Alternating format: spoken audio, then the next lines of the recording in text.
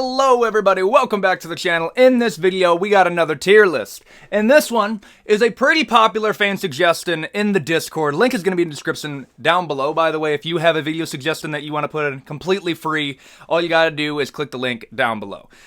But this video is pretty popular in that Discord, and that is the worst fights tier list. Now, let me just lay down the criteria really quick because I've seen other content creators do a video similar to this. However, most of them do this one thing that I think kind of ruins the criteria. And that is, they go off how the fight ended. No. How am I going to do this? Like, for example, a lot of people will put Islam Makhachev versus Charles Oliveira as one of the worst fights they've ever seen because they were mad that Charles Oliveira lost. And yeah, there's going to be a few of these fights on here where the fan favorite guy lost, but it also didn't make me feel like I got robbed afterwards. Understand, to make this tier list, the 18 fights that I was able to just compile out of my memory, where I just felt robbed and blue-balled of entertainment afterwards, it wasn't that the outcome was bad, because a lot of the times it was pretty bad. It was while watching the fight, I actively pondered why I'm still an MMA fan.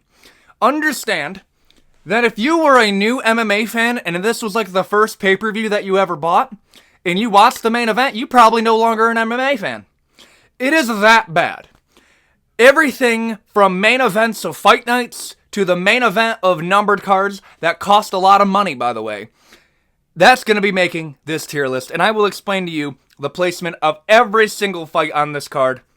From D tier being mildly disappointing to S tier, I actively pondered why I watched the sport.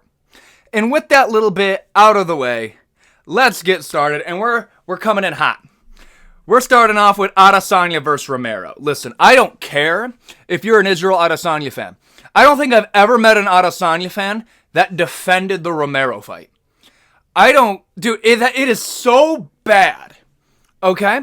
Understand, this was the start, in my mind, of the Adesanya hate train. As crazy as it sounds.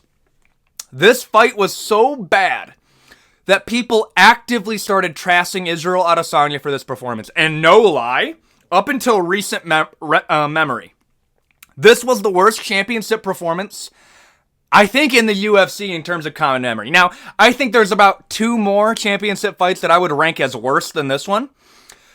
But this was a great fight to start the tier list on because this is without a doubt our A tier. Nope, it is not an S tier. There is a fight that is actually worse than this one. There are 2 that are worse than this one. But if I had to summarize the Adesanya versus Romero fight and why it's so bad, imagine Adesanya point fighting every single second of the fight. No risk was being taken except for Yoel Romero at the end of 1 round. Outside of that, it was leg kicks, a jab, and the occasional breathing. You know this weird Romero shit that he does where it's like he just walks in front of you? That shit. It is quite possibly the worst championship fight ever. It is that bad. A tier, without a question. It started the Adesanya hate train. Next up, Pennington versus Bueno Silva. Understand, this was the fight that canceled DC and RC. For anybody who doesn't know what that is, so RC and Daniel Cormier had their own TV show on ESPN where they discussed football and MMA. RC is no longer on the show. It is now the good guy and the bad guy with Chael Sonnen and Daniel Cormier. And listen, I think that's an upgrade. I don't really care about American football anymore. I am an MMA fan through and through. I don't watch it anymore. But understand, I stand behind what RC said. RC said, and I'm not even kidding you, this got him canceled from the show. He said Pennington versus Bueno Silva is an embarrassment of a title fight.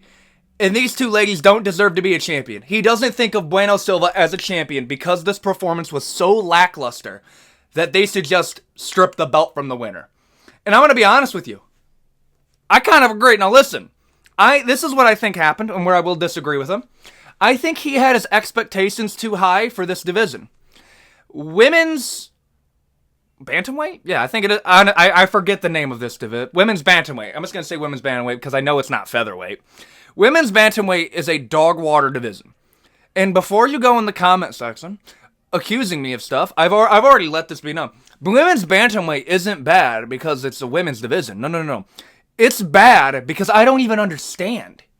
It doesn't make sense for how bad women's bantamweight is, because one division beneath it, you have wars between, like, Alexa Grasso's in the division below you. Valentina Shevchenko's in the division below you. How are you this bad of a division? Like, if you want me to tell you the history of the women's bantamweight division, it goes Ronda Rousey, Amanda Nunes, and that one time where Pena was able to get a win. And then it was Amanda Nunes again, and she retired. And then now we have Raquel Pennington, who I think most people forgot was a UFC champion, because I forgot yesterday until I had to do research for this video. This is a terrible women's MMA fight, but, like, here's the thing. It's a bad women's MMA fight, okay? I have to put, this is a, like, I'm B tier. It canceled a man's whole career. It was that bad. I was gonna be nice and put it in C tier, because my expectation, like, I scheduled a bathroom break for this fight if it made it past the first round.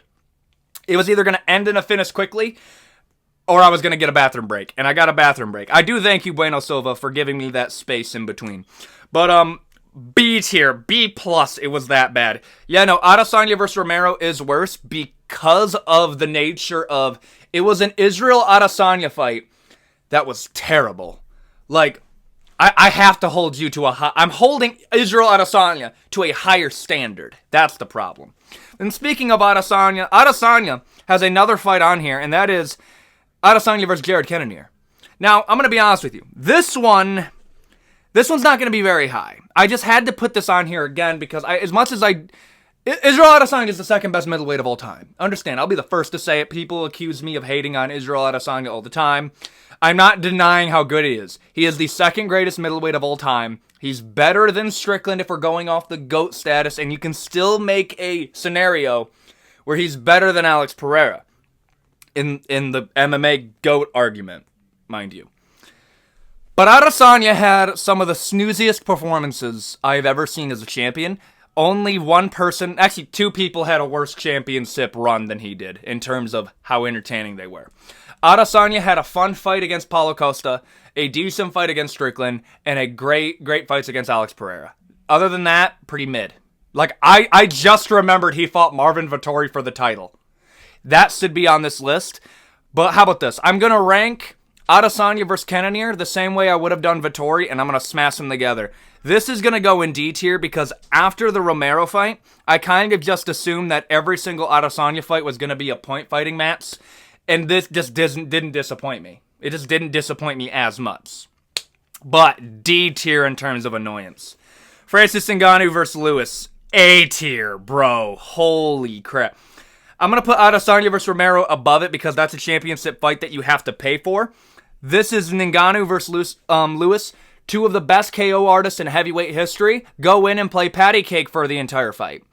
Yeah, no, it is that bad, and friendly reminder, Derek Lewis is one of the few people that actually has a win over Francis Ngannou. So, yeah, think about that. What's one thing that Derek Lewis and Stipe Miocic both have in common? They both have a win over Francis, but the only difference is Lewis never lost to Francis in the rematch because they never wanted to book this fight again. Understand, this fight was so terrible, it is actively a meme on the internet. People will say all the time, hey, I'm introducing my friend to MMA. What fight should I start with? Everybody will say Francis Ngannou versus Derek Lewis. Why? Because we don't like casual MMA fans. We actively try to exterminate them.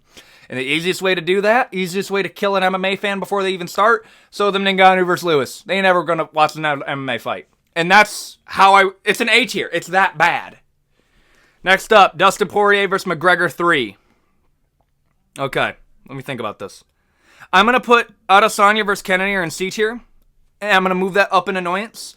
And I'm going to put Poirier versus McGregor as a D tier fight, purely because the reason that this fight is on here is because of how it ended. I know I said, oh, well, the ending doesn't count. It's how the fight was going up until then. Unless it ends in a leg break that actively took out one of the UFC's biggest stars, if not the biggest star in the organization. It is that bad. To give you an idea of how long it's been, because at this point, McGregor still hasn't made his comeback. They've announced it for UFC 303. McGregor breaking his leg is older than my entire content creating career. Understand it? That came before the TikTok days. That is how old this is. I'm still mad about that to this day. Like, a whole timeline could have been sifted because of that fight. But overall, up until then, it was a pretty good fight. Dustin Poirier was winning. I'm going to say that right now. But overall, D tier in terms of worst fights. But that's still pretty bad. Tyron Woodley versus Demian Maia. Very underrated pick. Nobody talks about this fight anymore. But I'm putting it in A tier. And guess what? It goes above Romero. It does. You want to know why? Because Tyron Woodley versus Demian Maia, up until recent memory, okay? And we'll get to the fight that dethroned it near the end of the video. But up until then, Woodley versus Demian Maia held the record for fewest strikes thrown in a 5-round championship fight. It is that bad. Woodley versus Demian Maia, I would put as the second worst title fight in UFC history. It cracks me up, all the people that'll come out of the woodwork now, and I'm not going to say the name, because I think you guys already know what I'm talking about. People that will argue that the UFC's treatment of Tyron Woodley is because the UFC is racist. I'm not even kidding you. That is a real thing that has happened. People have made videos about this. And it was unfair to Tyron Woodley. No, because Tyron Woodley actively destroyed his hype and complained that people didn't like his performance.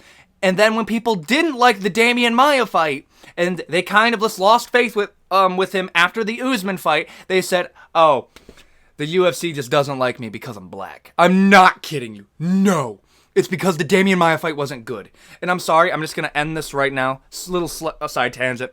To the person who made that video arguing that the UFC is actually racist, 2 words, okay? John Jones. I rest my case. The UFC is not racist, because if they were, John Jones would have been catapulted out of the UFC immediately after anything he would have done. It is that annoying. Woodley versus Maia is a terrible fight. It just is. And destroyed the fan base.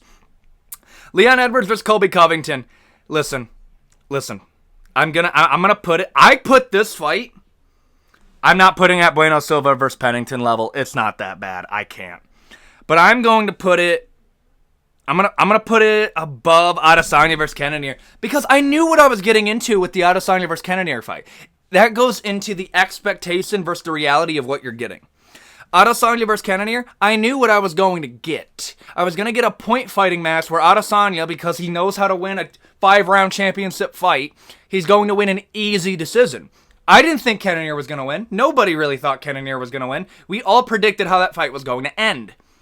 Leon Edwards versus Colby Covington. Listen, a dude in the press conference talked about how your dad is in hell, and you couldn't get a finish? Colby Covington also had a terrible performance. That was some of the worst wrestling I've ever seen from Colby Covington's entire career. And I think he gets smoked by Savkat, and I think he gets smoked by Ian Gary. It was that bad. Ring rust, he had a whole year off because the UFC didn't want to give it to Bilal Muhammad. And Bilal Muhammad's on this list because I had to pick a fight that was actually that bad. But, yeah, Leon Edwards versus Colby Covington. Understand, I think I did a rating for the UFC 296 card. The main event, trash. Prelims carried the entire thing. It is that bad. Leon Edwards versus Colby Covington is going to be at the top of C tier in terms of annoying. Adesanya versus Cannonier is a more enjoyable fight than Leon Edwards versus Colby Covington, because I thought the bad blood was going to make the fight interesting, but I was wrong. Kamaru Usman versus Masvidal, 1. I have to stress this. Masvidal versus Usman, 1. Usman, 2, that was good. That was good. How does a short notice Masvidal have the best performance against Kamaru Usman up until maybe the second Colby Covington fight? Up until Leon Edwards? How does a short notice Masvidal do that well? I don't understand. How does a short notice Masvidal look better than a full camp Masvidal? It makes zero sense to me. And this one's a tough one to rate because I didn't know how I was going to rate this one because it was a short notice bout. But in hindsight, this was what started the meme of Kamaru Usman's signature strike, is he's going to hold you up against the cage and just stomp your toes into infinity. Now, in terms of annoyance, here's the thing. It was fun because it was competitive and Masvidal's a showman. So I'm going to put this one is this one a D tier? Nah. This fight was more fun up until the ending. I'm going to put this one at the bottom of C tier. It's not terrible. It's still bad. Okay, don't get me wrong. It's bad. Next up, Masvidal versus Nate Diaz, the first ever BMF title fight. Listen, this is another one of those where it was the ending that angered me. I didn't care that Masvidal won. I figured he was going to beat Nate Diaz. The fact that the BMF title fight ended in a early round stoppages due to a doctor stoppage, bro. That's annoying, okay? And then we're talking about how the conversation afterwards was Masvidal is the BMF. Like, the BMF, as crazy as it sounds, we made up a title. And now that Max Holloway has it, the BMF title has a meaning. Justin Gaethje gave a meaning to the BMF title in terms of, like, the perception of it. Because Justin Gaethje is a BMF, okay? Max Holloway gave the meaning in terms of how good you have to be a BMF title. There was actually a discussion that to be a BMF, you had to have never have won the title. I remember that being a discussion that a title fight can't be for the BMF title. How stupid is that? That according to the UFC, to be a BMF, you have to have never become a champion. What is that? What are we talking about at that point? Masvidal versus Nate Diaz. Well, first off, the BMF title was created because they had to sell main events. Notice how Nate Diaz versus Masvidal was a main event, and then you look at every event that was around it, was already it was heavy in the main card, because they fucked up when they were scheduling the cards out, and then the main event, they needed a main event that was good, so they did Masvidal versus Nate Diaz, star power, put a title up, 5 rounds, done. Now they could just make any fight 5 rounds, and they probably look down on that like, we kind of messed up there, but it's a bad fight. Because of the doctor stoppage, bro. It's an entertaining fight. I'm going to put it in D tier. It's more annoying. It's more annoying than the Poirier versus McGregor fight. The fight was so bad it made me cough, bro. Bilal Muhammad versus Gilbert Burns. Holy crap. Yup, I hold this fight in the same regard as I hold Raquel Pennington versus Bueno Silva. But I think it's insulting to put it in the same realm as Ngannou Lewis, Adesanya Romero, and Woodley Maia. I think you're just a hater at that point, but this fight is really bad, and it is one of the worst fights that sticks out of my head. It's rough, dude. Gilbert Burns dislocates his shoulder in the opening round of the fight, and Bilal Muhammad, even with a one-armed Gilbert Burns, couldn't get a finish. Unanimous decision, Bilal Muhammad. The only dude that would win a street fight by a split decision. I don't know what to tell you. B tier, the only fight that's worse is Pennington versus Bueno Silva, and it's pretty close. Next up, hear me out. Yair Rodriguez versus Jeremy Stephens. This is ranked as one of the worst main events. I believe it's ranked the 3rd worst main event of all time. And let me tell you why. Yair Rodriguez, at that time, was known as one of... he was one of the scary... He was like the Mexican Zabit. He was. People feared Yair. And Jeremy Stephens, I know we like to joke around about Jeremy Stephens, like, who the fuck is that guy? Understand, Jeremy Stephens at the time was a dude who KO'd the most people at featherweight and was a guy that did KO people out flat and didn't have to resort to a TKO. That's why he said that to Conor. So when this fight was announced, it was a guy with power, good boxing, versus Yair Rodriguez, somebody who is a creative striker with good kickboxing. So we expect a 5-round war, right? Good fight night. It ends 15 seconds into the first round via eye poke. And Yair Rodriguez is so angry about that he picks a fight with Michael Bisping. And Michael Bisping, I don't know exactly what he said, but it's along the lines of, don't be picking a fight with me, fun sized. Like, he called Yair little. And Yair was like, my bad. Like, Yair was pissed off about the Jeremy Stephens fight, and it did hamper his career. It is one of the worst main events ever, and in terms of just how disappointing it was, there's barely a fight to, like, because of how disappointing it was, honestly, 15 seconds in, this one was just blatantly insulting. This was 50. Rodriguez versus Stephens is barely a fight. I can barely rate it, okay? The only good part about it is it ended quickly. Next up, Amanda Nunes versus Shevchenko 2. Shevchenko 1, good. Shevchenko 3, good. Shevchenko 2, bad. This is the reason that Amanda Nunes, despite being the women's GOAT, never really headlined cards after that, because this sold less than 100,000 pay-per-views afterwards, okay? Amanda Nunes' pay-per-view selling power went down so bad that Amanda Nunes didn't headline an event until I believe the Cejudo versus Aljamain co-main event. It was that bad, okay? Amanda Nunes, this hampered her pay-per-view selling career, and it forced the UFC to realize that, yeah, no, we have women's MMA events. They can't be main events because they just don't sell. Because if the GOAT can't sell, nobody else is selling. It's what made it so bad. It is between the two greatest women's MMA fighters of all time, and it is basically a point fighting match. Nobody wanted to take the lead. Contested rounds, yes. It's just not. It was just mid. A long bathroom break, honestly. Throw in some snacks, too. This is where you go to the fridge, heat up some pizza, eat it, go for seconds, go to the bathroom, and then come back. Does that make sense? It's a long snack break. And because of how insulting it was, I'm going to put this one, honestly, B tier. Low B tier, though. Okay, like, this is good background noise. This is just annoying. Almeida versus Lewis, A tier. Oh my gosh, bro. Let me tell you why this fight annoys me so much. Let me give you the backstory really quick. Almeida's supposed to fight Curtis Blaydes. Curtis Blaydes humbled him and exposed him for the fraud that he was when it came to his grappling, okay? But since the Curtis Blaydes fight fell through, they wanted to do Almeida versus Lewis. So they gave him a short notice Derek Lewis, somebody who already doesn't have the cardio for main events. It astonishes me that they still put him in main events, even though I guarantee you every single... He doesn't want to do 5 rounds. He doesn't, okay? He hates 5 rounds. He hates 3 rounds. I'm sorry. It is what it is. But the lead up to this fight is Lewis is barely doing a camp. Almeida is sewing off his grappling, okay? And Lewis goes to jail for going over 120 miles per hour in his fucking Lamborghini. It was either a Lamborghini or Ferrari. I think it was a Lamborghini.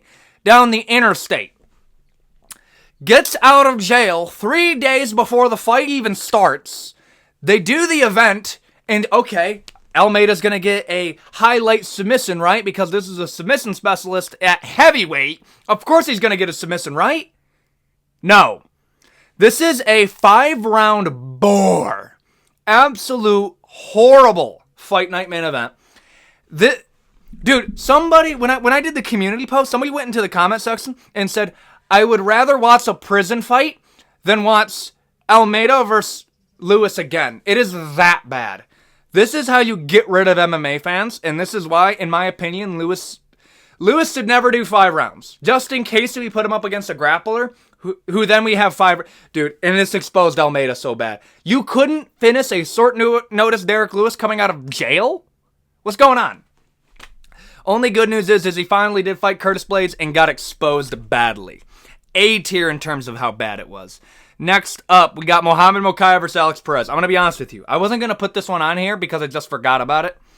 Alex Perez ended up getting a KO yesterday. Good job, man. You did really good. But the Muhammad Mokaev fight, this proved to me that Mokaev, when the lights are on and the presser is on, he's a young dude. Okay, I'm going to be nice. He's a young dude. He's going to become good. He's probably going to become a UFC champion. Okay, I'm done being nice. When Muhammad Mokaev gets nervous, he's going to go grab your legs.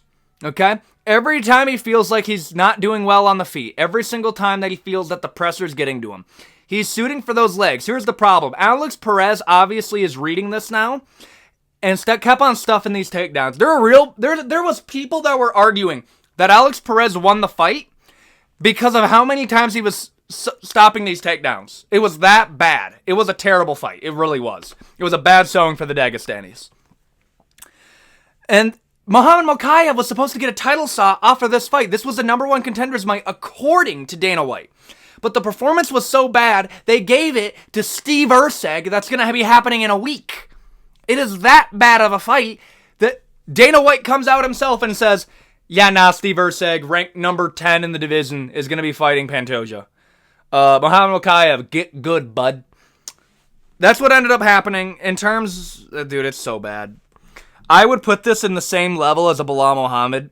Actually, because you actively didn't get a like. Here's the thing. Dana White will avoid at all points from giving Bilal Muhammad a title shot. Okay, he won't even say it's a number one contenders fight anymore. But for Alex Perez versus Muhammad Mokaev, he said before the fight that it was a number one contenders match, and then after it happened was just like, nah, we ain't doing that. It was that bad. Terrible. Dude, I heard boos coming out of the apex. How bad do you have to be? B tier in terms of how terrible it was. Next up, Movsar Evloev versus Arnold Allen. How do I rate this one, boys? Movsar Evloev versus Arnold Allen. Listen, in terms of a fight altogether, it wasn't the worst. Now, let me tell you what annoyed me about this fight. Movsar Evloev did not win that fight. He didn't. It was already a contested thing. They should have just given it to Arnold Allen. Brother, get a finish. Please get a finish. Or I don't even know what we're going to do to you. Throw you down a division because you're a weight bully. Throw you up a division. But then, the referee doesn't understand the rules of a grounded opponent. And let me explain to you how he got it wrong, okay? You can read the rule book or you can hear me explain it to you. Let me tell you what a grounded opponent is. If my hand is weight-bearing, palm on the mat, imagine this is the mat, this is weight-bearing. This is not weight-bearing. If my fingertips are on the mat, you can drill me in the face with a knee. Arnold Allen threw a knee at Movsar Evloev when he had one hand on the mat like this. They stop it, even though Arnold Allen was about to get a finish and end Movsar Evloev. They decide to not do the rules right and break up the action, and then it goes to a decision that Arnold Allen eventually loses. Movsar Evloev versus Arnold Allen is a terrible fight because of how the rules were dealt out that day. But outside of a few things, like, it's not great. I would put this one... I'm going to put this one at the bottom of C tier, going in the D tier, because it was a decent scrap when you compare it to everything else. But holy crap, it annoyed me, dude. It still annoys me to this day, if you can't tell. Corey Sandhagen versus Rob Font. Boo. This fight was disappointing. Corey Sandhagen tore something in his collarbone and couldn't strike. So when we have Rob Font, one of the best boxers, versus Corey Sandhagen, one of the best all-around strikers, you're expecting a barn burner, right? No. We get a 5-round wrestling match that ends with Corey Sandhagen literally apologizing for the fans because he realized how bad the performance was. Understand, Corey Sandhagen went from being the number one contender, the dude that was supposed to fight O'Malley other than Cheeto, to after this fight, bro, even O'Malley came out and was like, I guess I'm fighting Cheeto. Like, it was that bad that even O'Malley was like, dude, I guess we're not doing that. Dude, when Corey Sandhagen comes out and apologizes to Dana White, and Dana White's like, listen, man, I know I'm trying not to hold any hard feelings, but holy shit, you effed this up for me. And that's why Corey Sandhagen hasn't fought for the title, and they're going to make him fight Umar, because he realizes how bad this performance was. There's absolutely nothing special. I forgot about this until I made this video. I'm going to put this one, at least there's some parts that are entertaining. B tier. I'm going to put this one B tier. Above Nunes versus Shevchenko. Yeah, middle B tier. Next up, Petr Yan versus Aljamain Sterling 1. Listen, it's the knee, bro. The knee messed up. The knee that separated the timelines. It is that crazy how Petr Yan hitting Aljamain Sterling with a knee ended with Sean O'Malley possibly going up to fight Ilia Topuria or fighting... I'm not even kidding you, Ryan Garcia in a boxing match. This is the knee that changed the timelines. We all thought Petr Yan was... Dude, the Weasel said Petr Yan was going to become the GOAT of bantamweight. And now it's ended on Petr Yan now has one win against Song Yadong, and we're kind of just hoping he gets a rematch. That knee, dude. Overall, I mean, it was a good fight. We got to see Petr Yan thrash Aljamain Sterling for a while until his cornermen just didn't know English. It was in the apex, so boo. I'm going to have to put this one C tier. I'm going to put this one just above Movsar Evloev versus Arnold Allen because it was more entertaining up until the end. And finally, the worst fight in UFC history, I am not kidding you, the worst fight in UFC history, Rose Namajunas versus Carla Esparza, and it's not even close. You know, remember how I said earlier in the video that Woodley versus Maia held the record for least strikes thrown in a 5-round main event, 5-round championship fight? Well, that record was broken by, you guessed it, Rose Namajunas versus Carla Esparza 2. Understand this, how devastating this fight was to Rose Namajunas. Rose Namajunas, like it or not, deserved an immediate rematch against Esparza. You want to know why? Because Weili had 2 title shots at that same title against Rose Namajunas, where Rose KO'd her and beat her in a decision. This fight was so bad that they actively just didn't want to give her another chance at that title. It was that bad of a performance, and yes, it was that bad. Every single UFC channel fighter was memeing on this fight. It was so bad to watch.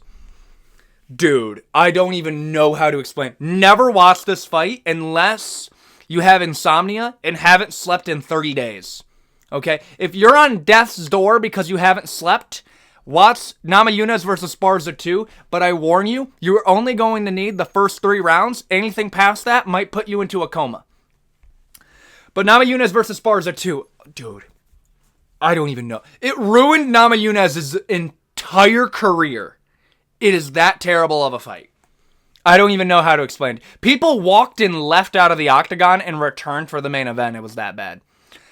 I didn't even pay for the pay-per-view for this one, and I felt robbed of my attention and brain cells. I don't even know how to explain this one to you. Namajunas has 2 wins over Zhang Weili. Weili is a huge star. Namajunas, now nobody really talks about her. Why? Esparza. It is that bad. Here's the thing. You can argue Namajunas won, but Dana White said it's like, how can you say anybody won that fight? Because it wasn't a fight. Absolutely terrible. Career-ruining fight. I don't even want to talk about it anymore. It's that bad. But there you go. That is my tier list of the worst UFC fights I have seen as a fan of this sport. And I understand there's going to be a lot of fights that people are going to name that from like the prelims, maybe like a lesser-known Bilal Muhammad fight. But these are the ones that, for whatever reason, in my mind, strike out as the worst fights I've ever seen, for one reason or another. Tell me what you think in the comment section down below. Thank you for the video suggestions. It means the most to me. Thank you for the subscribes, the likes, everything that you do to support this channel. And if you keep doing that, I'll keep giving you videos. Thank you, everybody, and I'll see you all next time. Have a great day.